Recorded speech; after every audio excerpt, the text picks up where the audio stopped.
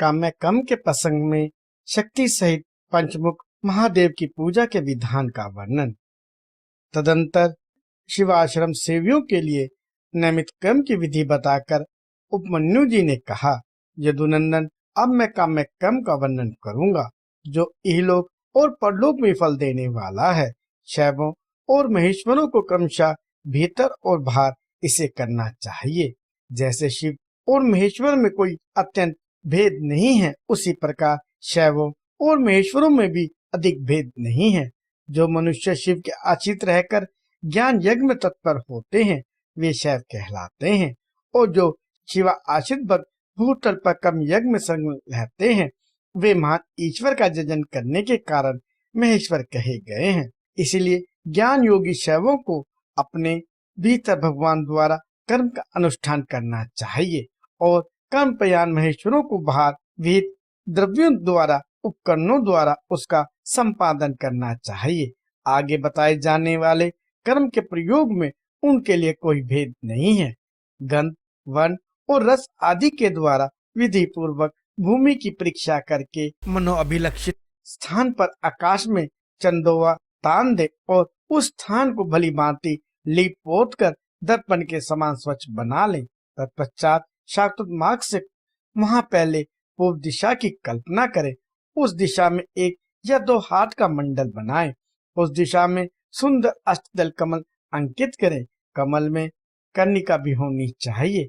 यथासंभव संचित रत्न और स्वर्ण आदि के चूर्ण से उसका निर्माण करें। वह अत्यंत शोभायमान और 5 आवरणों से युक्त हो। कमल के 8 दलों में पूर्व आदि कर्म से अनिमा आदि 8 सिद्धियों की परिकल्पना करे और उनके केसरों में यथाशक्ति वामदेव आदि 8 रुद्रों को पूर्वादि दल के क्रम से स्थापित करे। कमल की कर्णिका में वैराग्य को स्थान दे और बीजों में नवशक्तियों की स्थापना करे। कमल के कंद में शिव संबंधी धर्म और नाल में शिव संबंधी ज्ञान की भावना करे। कर्णिका के ऊपर अग्निमंडल, सूर्य मंडल और चंद्र मंडल की भावना करे।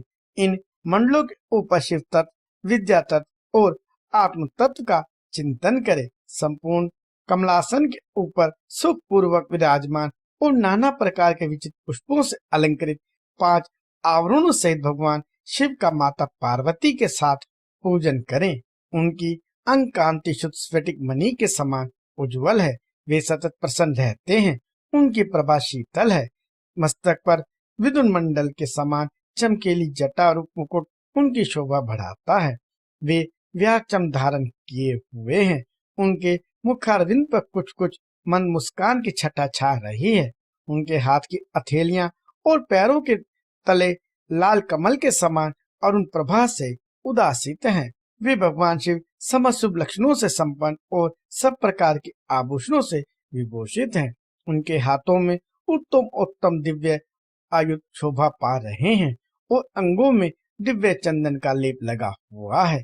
उनके 5 मुख और 10 भुजाएं हैं। आदिचंद्र उनकी शिखा के मणि है। उनका पूर्ववर्ती मुख प्रातः काल के सूर्य की भांति अरुण प्रभा से उदासित एवं सौम्य है। उसमें 3 नेत्र रूपधारी कमल खिले हुए हैं और सिर पर बाल चंद्रमा का मुकुट शोभा पाता है। दक्षिण मुख नील जलधर के समान शाम प्रभा से भासित होता है। उसकी भौहें टेढ़ी हैं। वह देखने में भयानक है। उसमें गोलाकार लाल आंखें दृष्टिगोचर होती हैं। दाढ़ों के कारण वह मुख विकराल जान पड़ता है। उसका पराभव करना किसी के लिए भी कठिन है। उसके उद्धवल्लभ फड़कते रहते हैं। उत्तरवर्ती मुख मूंगे की भांति लाल है।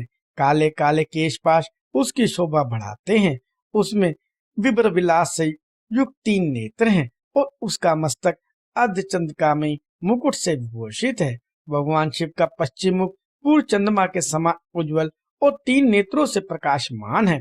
उसका मस्तक चंद्रलेखा की शोभा धारण करता है। वह मुख देखने में सौम्य और मन मुस्कान की शोभा से उपासकों के मन को मोह लेता है। उनका 5वां मुख स्फटिक मणि के समान निर्मल चंद्रलेखा से समुज्वल अत्यंत सौम्य तथा 3 प्रफुल्ल नेत्र कमलों से प्रकाशमान है।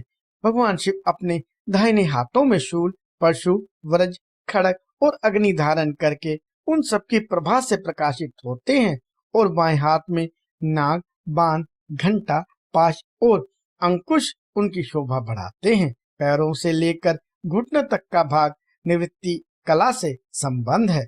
उससे ऊपर नाभि तक का भाग प्रतिष्ठा कला से, कंठ तक का भाग विद्या कला से, ललाट तक का भाग शांति कला से और उसके ऊपर का भाग शांततीता कला से संयुक्त है। इस प्रकार वे पंचाधव्यापी तथा साक्षात पंचफलामय शरीरधारी हैं। ईशान मंत्र उनका मुकुट है।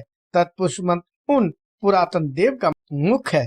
अघोर मंत्र हृदय है। वामदेव मंत्र उन महेश्वर का घूम भाग है और सौजोजात मंत्र उनका युगल चरण है। उनकी मूर्ति 38 कला में है।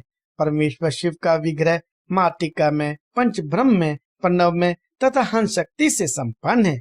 इच्छा शक्ति उनके अंगों में आरूढ़ है। ज्ञान शक्ति दक्षिण भाग में है और क्रिया शक्ति वाम भाग में विराजमान है। वे त्रितत्व में अर्थात आत्म तत्व, विद्या तत्व और शिव तत्व उनके स्वरूप है। वे सदाशिव साक्षात विद्या मूर्ति हैं। इस प्रकार उनका ध्यान करना चाहिए। मूल मंत्र से मूर्ति की कल्पना और सकलीकरण की क्रिया करके मूल मंत्र से ही यथोचित रीति से क्रमशः पाद्य आदि विशेषाद्य पर्यंत पूजन करे। फिर पराशक्ति के साथ साक्षात मूर्तिमान शिव का पूर्वक मूर्ति में आह्वान करके सद व्यक्ति रहित परमेश्वर महादेव का गंधादि पंचो उपचारों से पूजन करे। 5 ब्रह्म मंत्रों से, 6 अंग मंत्रों से, मातृका मंत्र से, प्रणव से, शक्ति युक्त शिव मंत्र से, शांत तथा अन्य वेद मंत्रों से अथवा केवल शिव मंत्र से उन परम देव का पूजन करे। पाद्य से लेकर मुख शुद्धि पर्यंत पूजन संपन्न करके इष्ट देव का विसर्जन किए बिना ही क्रमशः 5 आवरणों की पूजा आरंभ करे।